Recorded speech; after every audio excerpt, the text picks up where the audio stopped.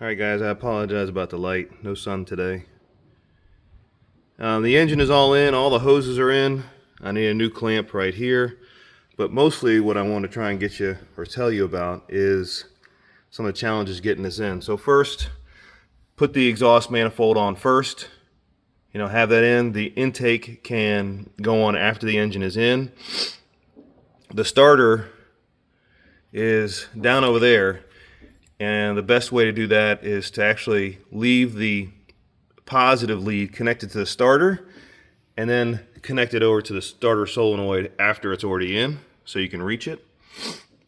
I also didn't connect any of the turbo hoses, and secondly found out that I had to take the turbo off to get enough room to use one of those tools to back the seal off the drive shaft to get it in.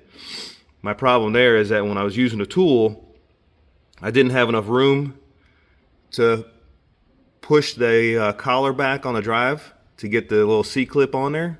So I had to take the drive shaft, or excuse me, the turbo back off, and then I had enough room in here. And the last things I put on were these coolant hoses and these turbo hoses and things like that.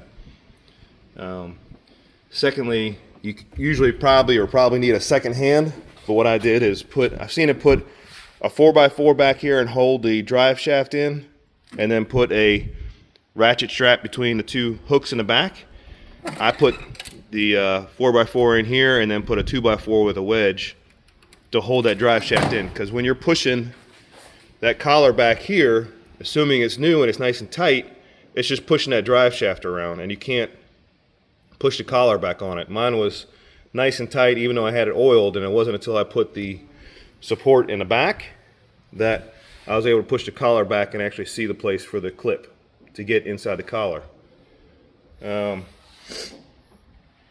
number of these wiring pieces were already broken. So like this guy was already broken. There's one down there that was already broken. But finding where all these go back in is a little bit of a challenge, and some of them are really hard to see. So try and make as much documentation as you can. I use blue tape. But unfortunately, wherever I was putting it in, I had numbered with, if you can see that, some Milwaukee red. But even that will come off with enough grease, and so that was a little bit of a challenge as well. So where your cables are, where your hoses connect, and then the other part is that underneath the muffler there's a hose that connects into the exhaust manifold and into the muffler, and then goes back around and goes out the exhaust. And I left that one stuck underneath the engine, which was not the best. The other thing is that if you come in from this side, you can actually get down there underneath the engine a little bit. And of course, I dropped a few things down in there and had to get my hand down in there as far as possible. I tried shaking and lifting the CDU around a little bit to get them to move around, but the best way I found to do it was to just get I had a 10 gauge, or excuse me, what is it? Yeah, a 10 gauge electrical wire, and I just pulled out one and then curled it up and then kept messing around with it until I got it far enough up here on this side, coming in right here, where I could get it out. So there's nothing left in there. But if you don't drop it in there, go buy a lottery ticket, because you're going to be famous.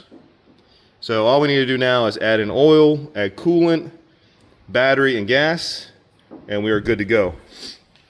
Another thing that I had to do was underneath here, one is the strut had to be fixed, but two, this guy was broken off for some reason. And if you look, these guys are like $100, these little studs. And what I found is that a 1-inch PVC coupler fits real nice on top, and I did have to turn the inside out about another millimeter or so it goes in there, rubber cement, and now it locks up nicely. So that's good to go. So I'm gonna put all this stuff together, and then I will start back up and we'll see what happens.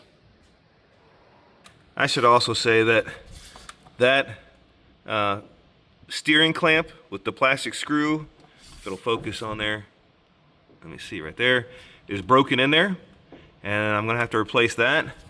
And then this one, it must have already been broken, and that's got a brass one in there, but I got a new one to replace that too. Supposedly those break pretty often, and so we'll have replacements. coming in for those. There are also a few other parts here and there that we're gonna fix up, and I'll probably follow that up with something else.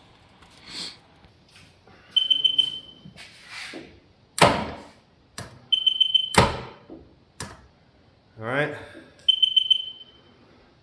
It's trying to turn over, but it doesn't have enough juice or enough power. And I thought that might be a problem because the drive shaft is really tight and the engine is really tight with those new rings. We got a jump pack connected to it, maybe give it a little extra power. See if this does anything to help us.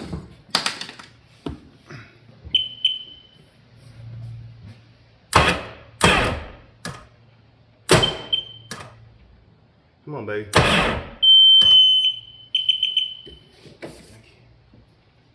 Why is this?